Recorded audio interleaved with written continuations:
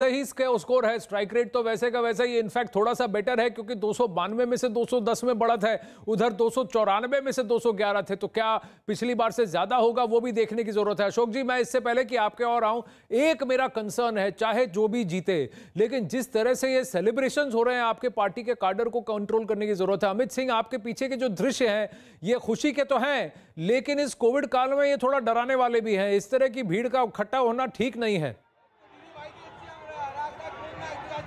जी हाँ, बिल्कुल आनंद, इस तरीके का भीड़ का इकट्ठा होना ठीक नहीं है और शायद इसी वजह से जो है चुनाव आयोग ने साफ साफ तरीके से कहा था। मैं एक बार आपको तस्वीरें यहाँ पर दिखा दूँ। देखिए किस तरीके से जो टीएमसी के कार्यकर्ता हैं वो लगातार इस तरीके से जश्न मना रहे हैं, क्योंकि ये जीत बहुत बड़ी जीत है। और खास तौर से जो 6वां, 7वां और 8वां जो 3 फेज से, इन 3 फेजों में टीएमसी ने बढ़त बढ़ाई। जब कोविड महामारी का सेकेंड वेव आया, 6वां, 7वां और 8वां लगातार जहां पर मांग की जा रही थी कि तीनों फेज एक साथ हों, चुनाव आयोग से लगातार टीएमसी कह रही थी, उन तीनों फेज में टीएमसी ने बढ़त बढ़ाई है। जब क्योंकि उस वक्त जो वोटरों के दिमाग में केवल कोविड और कोविड मुद्दा था।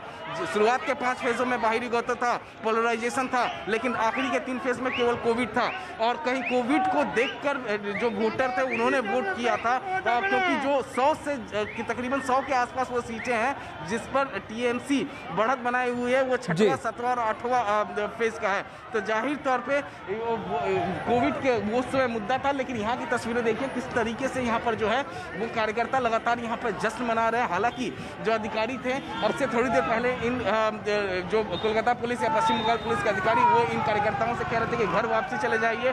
कई कार्यकर्ता वापस चले गए हैं, लेकिन कई कार्यकर्ता यहाँ पर नहीं मान रहे। ये डर की बात, थोड़ा सा आप संभल के रहिएगा, थोड़ा सा आप संभल के रहिए। अब रिजू दत्ता कोविड नहीं है, अब बताइए। आपने तो हेल्पलाइन तक बोल डाला, लेकिन यहां पर इनको घर बिठाने वाला कोई नहीं, यहां पर इन पर सख्ती करने वाला कोई नहीं। तो तृणमूल करे तो सही, बीजेपी करे तो गलत।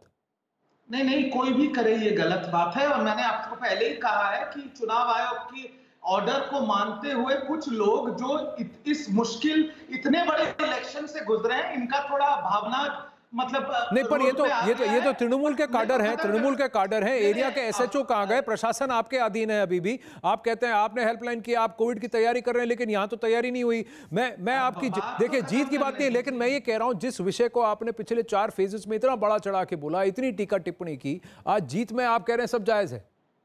नहीं, कौन जायज बोल रहा है? मैं तो बोल रहा हूं कि हम इसका समर्थन नहीं करते हैं और पुलिस प्रशासन बहुत जल्दी ये भीड़ को मतलब हटा देगी वहां से। देखिए, जब 1.5 महीने का ये जो इलेक्शन हुआ है, इसमें बहुत लोग, कर्मी हो, मेरे जैसे छोटे कर्मी भी हो, आज रिजल्ट आने के बाद नहीं वो मैं समझता हूं, लेकिन लोग रिजू जी